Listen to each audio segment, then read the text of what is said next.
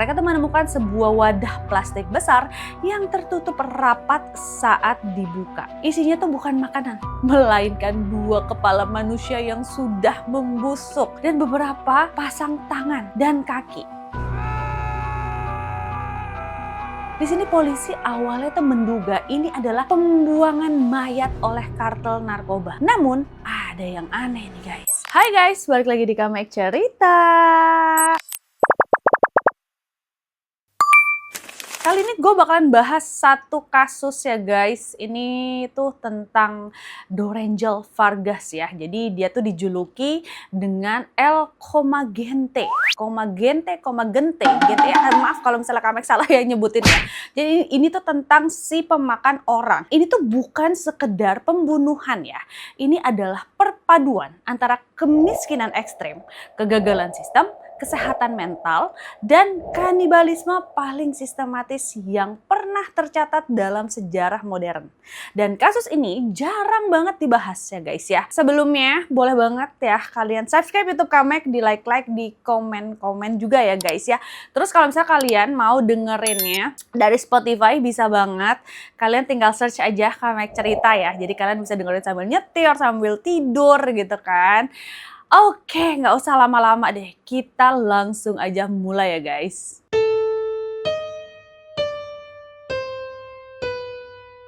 Jadi ini tuh kejadiannya ada di San Cristobal, Venezuela ya, tahun 1999.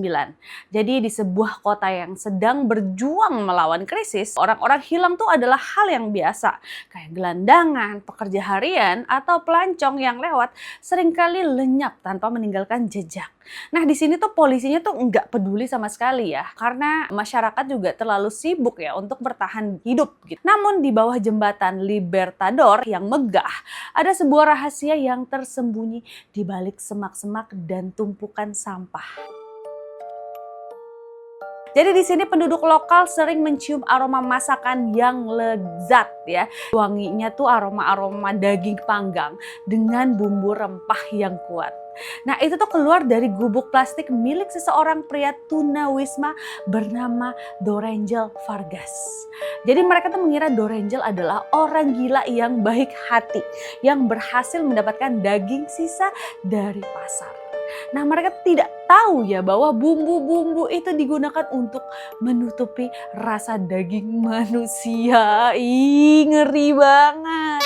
Dan di sini Dorangel tuh bukan sekedar pembunuh.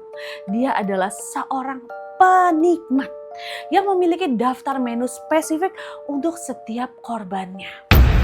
Nah, di video kali ini kita akan masuk nih ke dalam gubuk gelap Dorangel.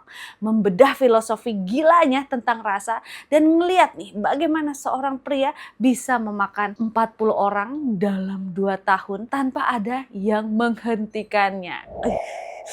Ngeri banget gak sih guys, 40 orang loh ya.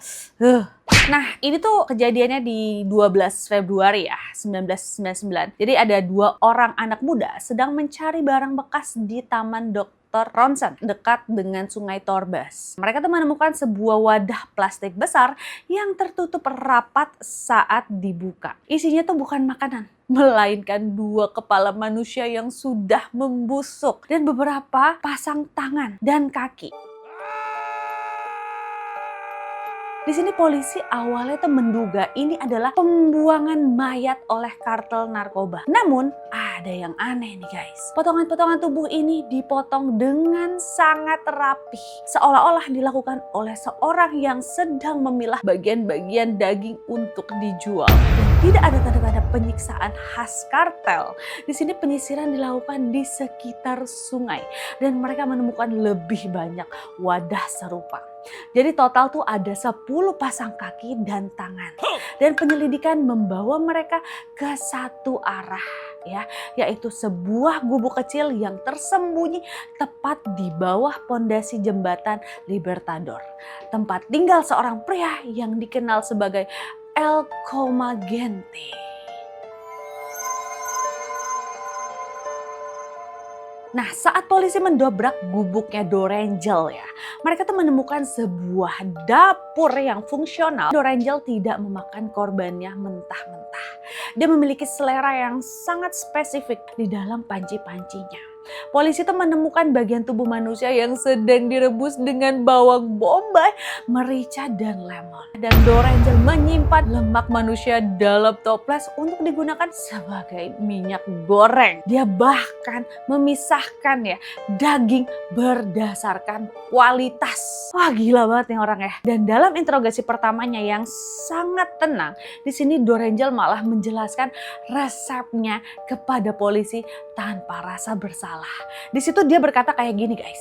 Daging pria itu lebih enak daripada wanita. Pria itu rasanya seperti daging sapi, sementara wanita rasanya manis. Dan dia juga menjelaskan bahwa dia tidak suka memakan orang tua karena dagingnya terlalu alot dan penuh racun. Atau anak-anak karena dagingnya terlalu lembek. Jadi dia tuh mencari pria sehat, atletis, atau bugar. Baginya, ini bukan pembunuhan, ini adalah perburuan untuk makan malam. Oh my god, gila sih Dorangel nih ya. Jadiin orang jadi buat mangsanya gitu ya. Dan di sini ya, bagaimana nih seorang gelandangan yang terlihat lemah bisa membunuh 40 orang dewasa. Dorangel adalah seorang manipulator. Jadi dia tuh sering duduk di taman atau di dekat jembatan, mengajak orang ngobrol dan menawarkan persahabatan di tengah dunia yang keras. Begitu korban merasa nyaman membelakanginya, Dorangel menyerang dengan tombak yang dia buat dari pipa besi yang diasah sangat tajam. Di situ dia menusuk langsung ke arah jantung dan leher ya. Begitu korban tewas, dia akan menyeret tubuh mereka ke bawah jembatan untuk diproses. Dan dia tidak memakan bagian-bagian tertentu. Dia membuang tangan, lalu kaki, dan kepala. Karena menurutnya itu mengandung terlalu banyak tulang dan tidak enak dimakan. Dia hanya mengambil bagian dada, paha, dan organ dalam. Dia menyebut organ dalam sebagai bagian yang paling bernutrisi. Dan bagian yang paling memuakkan dari kasus ini adalah Dorangel seharusnya sudah dipenjara sejak lama pada tahun 1995. Jadi dia tuh pernah ditangkap karena membunuh dan memakan seorang pria bernama Cruz Baltazar. Namun sistem hukum Venezuela saat itu kacau. Jadi dia didiagnosis menderita skizofrenia paranoid. Alih-alih dipenjara seumur hidup, dia malah dikirim ke rumah sakit jiwa.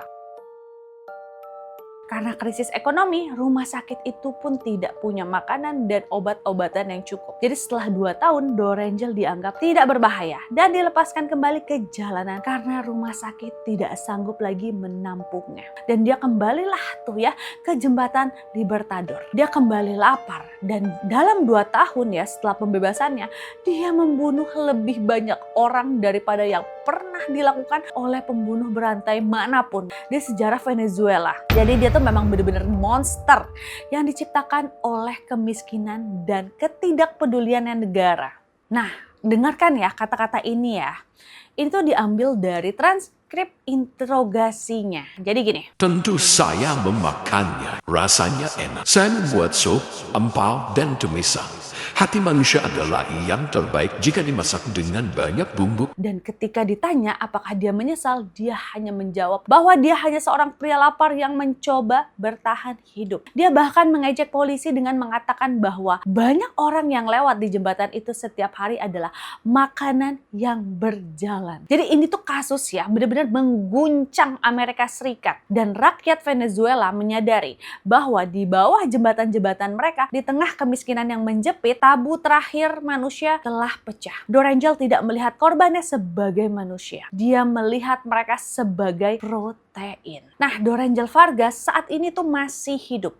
Dia nggak dipenjara, melainkan ditahan di sebuah sel khusus di markas kepolisian di Táchira karena tidak ada penjara atau rumah sakit jiwa yang mau menerimanya. Jadi ada laporan yang mengerikan di tahun 2016 guys, bahwa selama kerusuhan di penjara tersebut, Dorangel dipaksa oleh narapidana lain untuk mengolah jenazah narapidana yang tewas agar mereka bisa bertahan hidup ya, dan sang kanibal kembali dipanggil untuk keahliannya yang terkutuk. Dan El Comagente tetap menjadi sosok paling ditakuti di Venezuela. Dan dia adalah pengingat bahwa ketika peradaban runtuh, naluri purba manusia yang paling gelap akan bangkit kembali ya. Jadi Jangan pernah guys nerima ajakan makan dari orang asing di bawah jembatan ya guys ya. Ngeri banget ya. Dan di sini ya guys ya, secara resmi guys ya, dia tuh memang mengaku telah memakan 40 orang di antara tahun 97 sampai 99, dan senjata yang digunakan memang tambak buatannya dari pipa besi dan pisau dapur. Dan memang di sini si Doraemon tuh didiagnosis tuh skizofrenia paranoid ya, dan alasannya tuh memang mengerikan. Jadi dia memang percaya daging manusia bisa menyembuhkan penyakit dalam yang diderita. Wow, gila. Ini ngeri banget ya guys ya, karena memang tujuannya ini tuh gue mengingatkan sama di Indonesia juga ada ya, kalau kalian tahu Sumanto kan ya, mirip-mirip tuh ya guys ya. Cuman ini agak freak banget sih, kayak lu nyantai banget nyeritain gimana cara masak, terus resep-resepnya wah freak sih. Jadi buat kalian yang suka sama Kamek Cerita episode kali ini, boleh banget di like ya, di subscribe juga YouTube Kamek, lalu di share ya. Kalau mau dengerin di Spotify juga bisa, langsung aja di Kamek Cerita ya. Sampai ketemu di Kamek Cerita episode berikutnya. Bye guys, rekomendasi Kamek gak pernah salah.